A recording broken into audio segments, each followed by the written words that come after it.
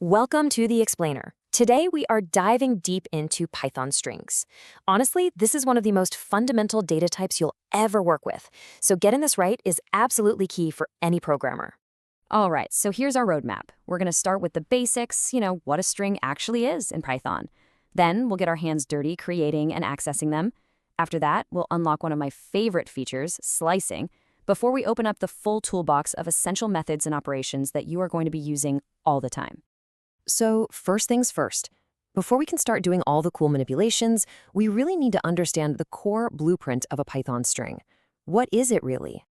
At its heart, a string is just an ordered sequence of characters. Now, those two words are really important. Ordered sequence. It means the position of every character matters. You can think of it kind of like an array, but one that's specifically built to hold text. This order is exactly what lets us pinpoint and work with any part of the text we want. Okay, now this next idea is, without a doubt, the most critical concept to grasp about Python strings. I see it trip up new developers all the time. Strings are immutable. And what that means is, once you create a string, that original object in your computer's memory can never, ever be changed. Let's see what that really means in practice. So here's the deal. Whenever you do something that looks like it's changing a string, like say you capitalize all the letters, Python isn't actually editing the original string, not at all. Instead, it creates a brand new string, somewhere else in memory, with the changes applied. The original string is left completely untouched.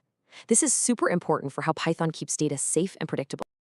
Okay, so with that core concept of immutability burned into our brains, let's get into the fun stuff. How we actually build these strings and then pull out the data that's inside them. Python is really flexible here. It gives us 3 ways to create strings. Now, single and double quotes are pretty much the same, but having both is so handy. For instance, if your string needs to contain a double quote, you can just wrap the whole thing in single quotes. Easy. And then you've got triple quotes, which are fantastic for text that goes over multiple lines, or for creating what we call docstrings. So, how do we get at the individual characters? Well, we use something called indexing. Just like with an array, every character gets a number, its own position. And you have to remember, in Python, we always start counting from 0. The first character is always at index 0. And this is where Python gets really clever. You can index in 2 different ways. You've got your standard positive indexing, starting from 0 at the beginning, but you also have negative indexing, which starts from -1 at the end of the string. This is so convenient. If you need the very last character, you don't have to figure out how long the string is. You just use -1. It's a fantastic, very Pythonic short. Okay, so we can grab one character at a time, that's great. But now, let's level up. Let's talk about one of the most powerful tools for working with strings, slicing. Slicing lets you grab an entire piece of a string, a substring. The syntax is pretty simple. It's just start, end. But, and this is the part that gets everybody at first, you have to remember that the slice goes up to, but does not include the character at that end index. So think of it as, give me everything from the start, up to the character before the end. And here's where it gets really elegant. You can see a standard slice there, S03, gives us PYT. But check out these shortcuts. If you just leave out the start number, Python assumes you want to start from the very beginning. And if you leave out the end number, it assumes you want to go all the way to the very end. This is used all the time to quickly grab the beginning or end of a string. All right, slicing is awesome, but it's just one tool.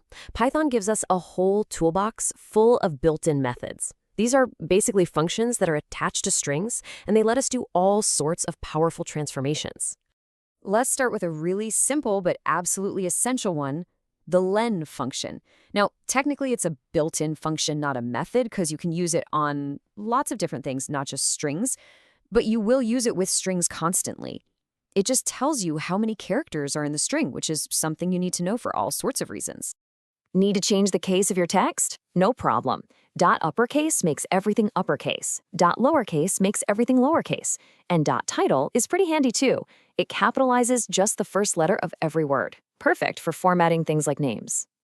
Okay, these 2 methods are absolute workhorses, especially when you're cleaning up data. Dot strip is your best friend when you're dealing with input from users. It just shaves off any accidental spaces they typed at the beginning or end. And dot replace is your go-to for swapping out one piece of a string for another everywhere it appears. Now, these two are basically opposites. and you will use them together all the time. Split takes a string and breaks it apart into a list of smaller strings, super useful for parsing data. And then join does the exact reverse. It takes a list of strings and smushes them all together into one single string, using a separator that you choose. All right, last but not least, let's just quickly run through the core operations you can do on strings using simple operators. These are just as important as all the methods we just looked at. This table is the perfect little cheat sheet. You can use the plus sign to stick strings together. That's called concatenation. You can use the star to repeat a string. The double equal sign lets you check if two strings are exactly the same. And my favorite, for just how clean it looks, is the in keyword. It lets you check if a small string is hiding inside a bigger one, and it reads almost like plain English. So, we've gone from the very definition of a string all the way to slicing, methods, and operations, but it all circles back to that one huge idea: immutability. So that leaves us with a really interesting puzzle to think about. If every single change you make creates a brand new string, what's the most efficient way to build up a really big, complex string from a whole bunch of smaller pieces? How do you do that without creating thousands of temporary copies that just waste memory?